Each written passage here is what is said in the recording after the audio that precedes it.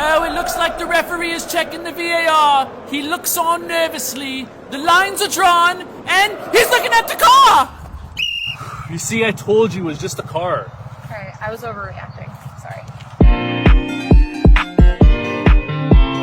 That last bit with the money got me because we all know FIFA officials are corrupt. Welcome back to another video on Man Up. If you guys are new and haven't had a chance to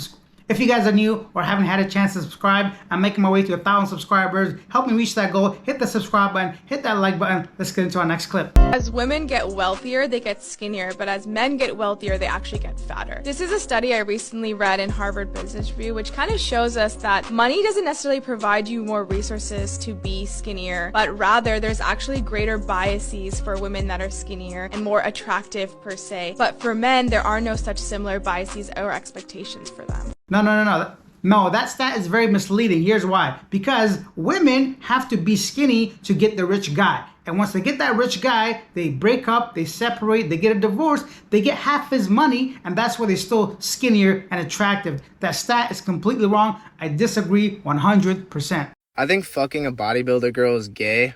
So she grabs you by the shirt and she goes, "Lick my abs to get me hard." And she says hard even though she has a vagina. And so you go down to lick her abs, and you just feel like the veins on your tongue, like the ab veins and it's like licking a concrete wall, and they're so ripped. Then she says, "I want you to fuck me." So you're fucking her from the back, but you're too distracted by her giant traps and huge lats that you're holding onto, and she has a Christmas tree lower back. And with every thrust, her ass cheeks are just so hard that it feels like you're fucking like a concrete wall with a hole in it. After she's done, you're cuddling, but you're the one like being cuddled. And then she's like, "I'm gonna call you an Uber." And so she calls you an Uber and slaps your ass on the way out. I mean, when you put it that way. Don't be taking niggas' drawers off when they laying down in the bed. Let me take my drawers off.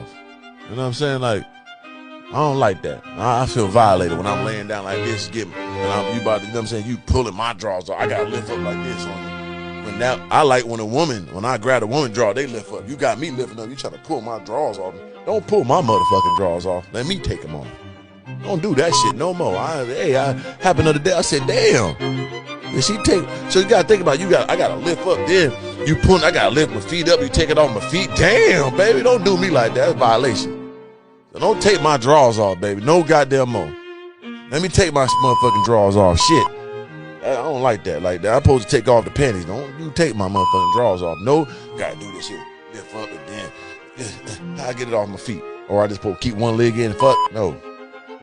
I feel the same way. There's something about that. It's kind of weird, right? I don't want no women dressing me or undressing me like a 5-year-old boy. Red flag or green flag, she never ever offers to pay. Red flag. Red flag. Yeah, red flag. As much as I want to pay, there should be still an offer. Yeah, a million percent. That's something I've really kind of observed if I've ever taken a bird out. I really liked a girl that I took out 3 times. She never once asked me. Listen, I can never let a woman pay, no matter what the situation. If we go on a date, if I know 100% I'm not going to see you again, I still will pay for it. Even if I don't like you, I'll pay for it because that's what I do as a man. But I do have to admit, you have to show some kind of appreciation, some kind of acknowledgement, or at least offer. I just can't stand those women that just feel entitled and expect the guy to pay all the time without even acknowledging that it's something cordial, something gentlemanlike. Avoid women that do not cook.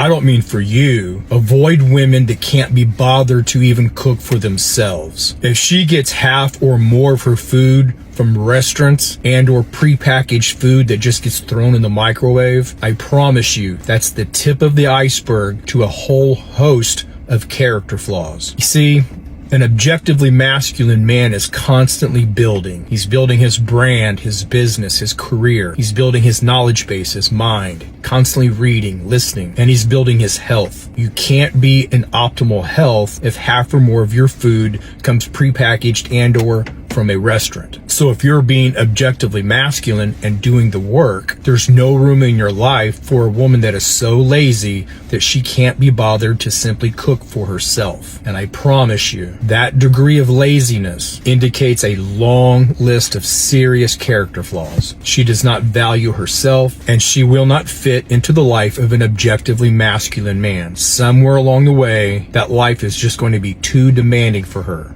The older I get, the more I realize the importance and significance of eating healthy. It's not a 1 or 2 time thing, it's a lifestyle. So if a woman's too lazy to cook for herself, she's probably gonna be too lazy to do anything, let alone cook for the two of you. Would you date a man who didn't identify himself as a feminist? Yes. Yes. No. Why not? Well, for me, I think feminism is just about us all having like the same amount of rights. And what rights do women not have that general, men have? I mean, like, where do you think there's inequality in society between men and women? Well, I just mean like women it's in sports. Because all the transgender men are coming in. Fair That point is a there. hot topic. Well, just like What do you mean? Women in sports in general, I think, Because- get paid less because there's less viewers for. Well, that's why women's they get sports. paid less, because Well, there's less viewers. Right, but we also I'm just saying my definition of it is really broad. So no one can give an example of where women don't have the same rights as men, but that's why you wouldn't date a man who doesn't identify as a feminist. But you can't give one example of where women and men aren't equal, except for women getting paid less in sports, but you just admitted it's because they get less views. Yeah. I think this theory has been well documented and disproven in the Western countries that women have equal rights to men, if not more rights. The way I see it, all a woman's got to do is show up. Here's why being poor makes you attractive to women. Because you have all the time in the world. Oh, you can sit up there and text her all day. Give her validation. Make her feel good about herself. You guys wonder why all the time women date broke dudes. Because broke dudes are available. Broke dudes are the picker-uppers, right? When the rich, successful dude, right, that got a lot going on, can't spend time with her, she go to the broke dude to get some free validation. But she doesn't respect the broke dude. She just uses him for some ego boost when the rich guy is busy, when the successful guy is busy, when the guy she's proud to be out in public with is busy. She just uses the broke dude to give her a good lift up.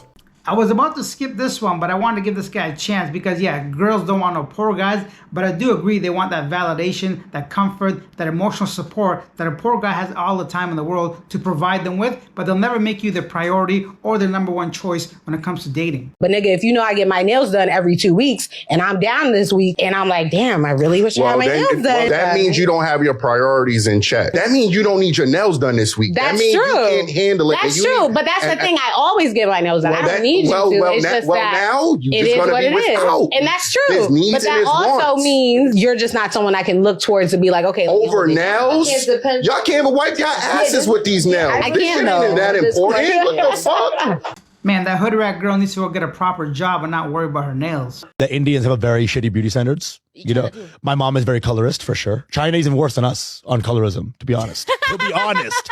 You know how I know this? My mom will send me pictures of women to marry. And if they're dark skinned, they have the perfect face, completely symmetrical. The light skinned women she sends me, one eye missing. Oh my God. Teeth gone. But she's like, oh, look, the fairness. I love this. Because it means so much, yeah. It means so much. I totally Yeah. agree. In Chinese, there's saying that 一白遮三丑 is that if you are fair skinned, you can be much more uglier than the girl with darker skin. You can still turn out prettier than all of them. That's what it is. It's that fair skin is like Hail Mary at the, just the fucking, you can't lose. Only one eye is missing? Yeah, only one my eye. God. Ooh. We have a winner here. That's like me, Moreno, in the Philippines.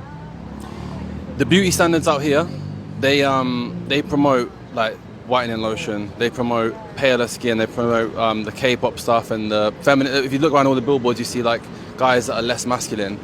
So I feel like there's a big hole in the market for someone like myself that is moreno, that's darker, that's tatted up, and that's proud, and I'm strong and beside it, and I look after my family, and I want to give the younger children a different alternative to look up to as opposed to the ones that they've already got.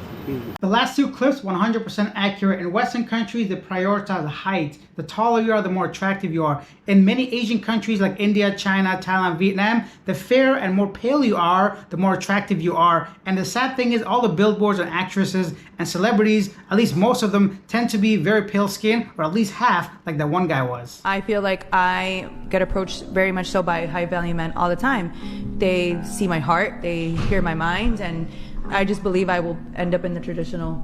After you've had your fun. I feel like there's a man that would prefer that I had experienced and have done what I've done because she knows what she wants. She's had it all. This is why these guys who are red pillars exist as red pillars. They actually would use a person like you as a perfect example. They would say, look, you believe in traditionalism and you think that it works to make society work. However, when enabled with the superpower of being able to do whatever the fuck you want with sexuality in order to make a lot of money, you will do that instead. And then when you can no longer do that, suddenly you want to be traditional, right? This is their entire framework for the entirety of their narrative encapsulated in a single person. Is that not true? Lady, you can't have your cake and eat it too. You can't be a hoe in your 20s and be a housewife in your 30s. I mean, a lot of guys do fall for that. You're eventually going to get married probably, but it's not going to be the guy that was interested in you when you're 20 years old. You're going to eventually settle like many women do in their 30s and 40s. That was some of my favorite clips from around the internet. If you enjoyed it as much as I did, drop me a like, hit that subscribe button. Don't forget, man up. Yo, Aboud, listen, you see the girl with the brown hair? Yeah. She like you. She keep looking at you. Who? Habibti, I am here. Where